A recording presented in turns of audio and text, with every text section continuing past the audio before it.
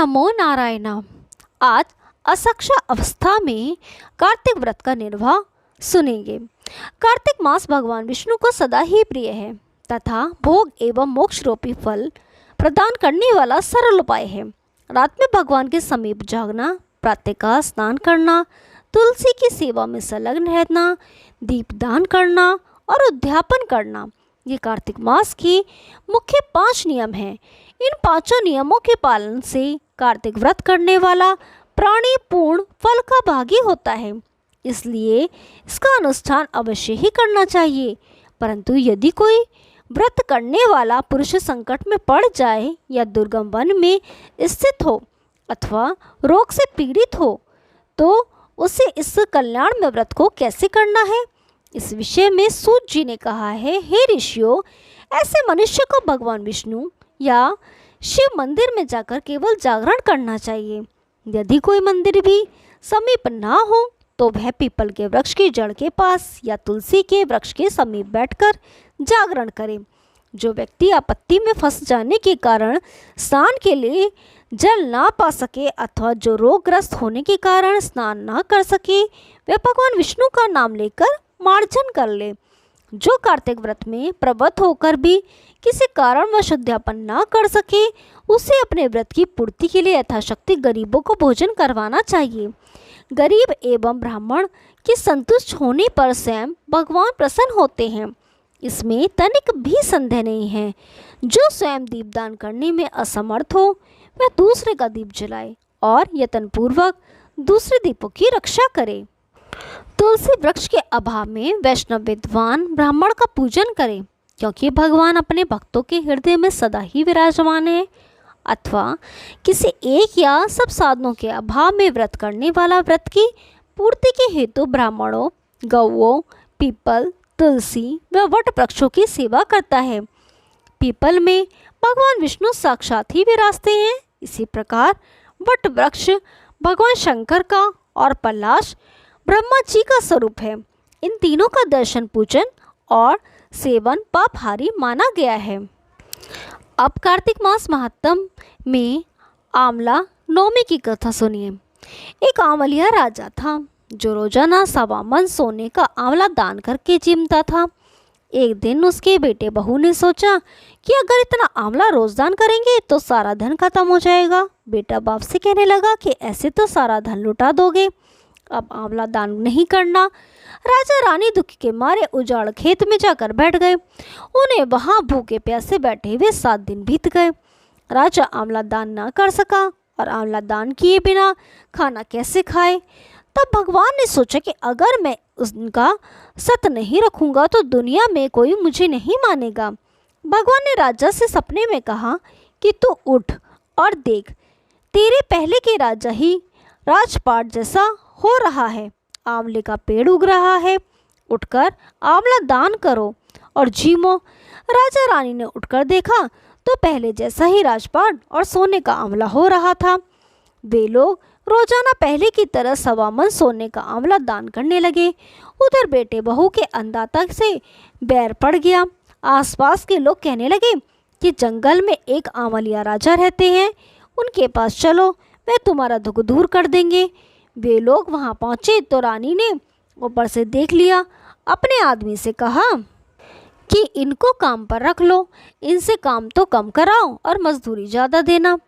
एक दिन रानी ने अपनी बहू को बुलाकर कहा कि मेरा सिर धो दे। बहू सिर धोने लगी तो बहू के आँख में से आंसू रानी की पीठ पर गिर गया। रानी ने पूछा कि बहू, तू रोने कैसे लगी, जैसी बात है बता। बहू बोली कि मेरी सास की पीठ पर भी ऐसा ही मस्सा था, वह भी 1.25 मन आंवला रोजाना दान करती थी। हमने उन्हें आंवला दान करने नहीं दिया और घर से निकाल दिया। तब सास बोली कि हम ही तुम्हारे सास ससुर हैं, तुमने तो हमें निकाल दिया, लेकिन भगवान ने हमारा सत रखा। हे भगवान, जैसे राजा रानी का सत रखा वैसे सबका रखना। कहते सुनते हनकारे भरते का अपने सारे परिवार का रखना। ओम नमो नारायण। अब कार्तिक मास महात्म का 11वां अध्याय। जिसको जप कर जीव हो भव सागर से पार, 11वें अध्याय का वशिष्ठ करी विस्तार। एक समय जब समुद्र का पुत्र जलंधर अपनी स्त्री वृंदा के सहित असुरों से सम्मानित हुए सभा में बैठा था, तभी गुरु शुक्राचार्य वहां पहुंचे, जिनके तेज से सब दिशाएं प्रकाशित हो गई। तब गुरु जी को आता देखकर असुरों सहित सागर पुत्र ने उठकर बड़े आदर से उन्हें प्रणाम किया। तेजस्वी गुरु जी ने सबको आशीर्वाद दिया।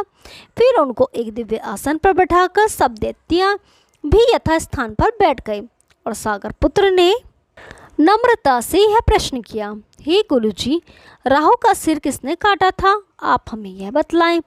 इस पर श्री शुक्राचार्य जी ने विरोचन पुत्र हिरण्यकश्यपु और उसके धर्मात्मा पौत्र का परिचय देकर देवताओं और असुरों द्वारा समुद्र मंथन की संक्षेप में सब कथा कहकर यह बतलाया कि जब समुद्र से अमृत निकला तो उस समय देवरूप बनकर राहु भी अमृत पीने बैठ गया। इस पर इंद्र के पक्षपाती भगवान विष्णु ने राहु का सिर काट डाला। यह सुनने के साथ ही जलंधर के नेत्र लाल हो गए। उसने बड़ा क्रोध किया। फिर अपने धस्मण नामक दूत को बुलाकर गुरु का कहा हुआ सब वृत्तांत सुनाया और आज्ञा दी कि तुम शीघ्र ही इंद्रपुरी में जाकर इंद्र को मेरी शरण में ले आओ। धस्मर जलंधर का बड़ा निपुण दूत था। वह शीघ्र ही इंद्र की सुधर्मा नामक सभा में जा पहुंचा और उसने जलंधर के शब्दों में इंद्र से कहा, हे देवता धम, तुमने समुद्र को क्यों मथा और मेरे पिता के सब रत्नों को क्यों ले लिया है? ऐसा करके तुमने अच्छा नहीं किया। यदि तू अपना भला चाहता है तो उन सब रत्नों सहित देवताओं के साथ मेरी शरण में आ जा, अन्यथा हे सुराधम, मैं सत्य कहता हूँ कि तेरा राज्य ध्वंस कर दूंगा। इंद्र यह सुनकर बहुत विस्मित हुआ और कहने लगा, पहले सागर ने मेरे भय से सब पार्वती पर्वतों को अपनी कुक्षी में क्यों स्थान दिया और मेरे शत्रु दैत्यों की रक्षा क्यों की? इसी कारण से मैंने उनके सब रत्न हरण किए हैं। मैं सत्य कहता हूँ कि मेरा द्रोही सुखी नहीं रह सकता। इंद्र की बात सुनकर वह दूत शीघ्र ही जलंधर के पास आया और सब बातें उसे कह सुनाई, जिन्हें सुनते ही वह दैत्य क्रोध के मारे अपने होठों को काटने लगा और देवताओं को जीतने के लिए उसने उद्योग आरंभ किया। फिर तो सब दिशाओं तथा पाताल से करोड़ों दैत्य उसके पास पहुंच गए।